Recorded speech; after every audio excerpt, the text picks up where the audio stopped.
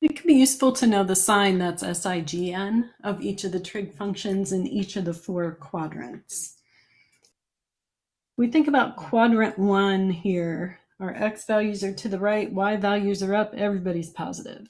X values are positive, y values are positive.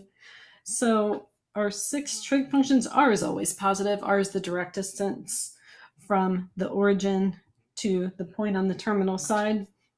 Since it's defined as a square root, r is always positive.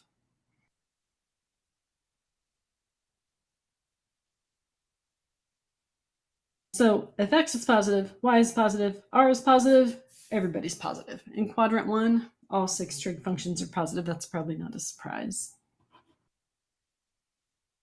All 6 of our trig values are positive in quadrant 1. If I go to quadrant 2, y is still positive. But x, now we're to the left of the origin, our x values are negative. So any point over here in quadrant 2 has a negative x value and a positive y value. That means everything with an x in it is negative now. R is positive, y is positive, x is the only party pooper here that makes us be negative.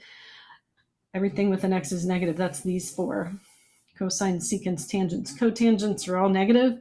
Sines and cosecants are the only ones that are positive, since y and r are both positive. We're going to say sine values are positive in quadrant 2, and we'll recognize that that means that their reciprocal partner, the cosecant, also is positive there. Down here in quadrant 3, x is still negative because I'm still to the left. Now y is negative also because I'm below the origin. So everything with an r in it is negative. R paired with either x or y, positive with a negative, ends up negative. So let's see, that's these 4 on top here with an r in it. Those are negative. Tangents, y over x, negative divided by negative, that's positive. So tangents are positive in quadrant 3. So are cotangents. So tangent values positive in quadrant 3, along with their reciprocal partner, the cotangent. In quadrant 4, we've moved back to the right. So my x's are back to being positive, but y is still negative. In quadrant 4, everything with an x is positive, but everything with a y in it, that's a lie. Not everything with an x is positive, but it is true that everything with a y in it is negative. So sines and cosecants are negative.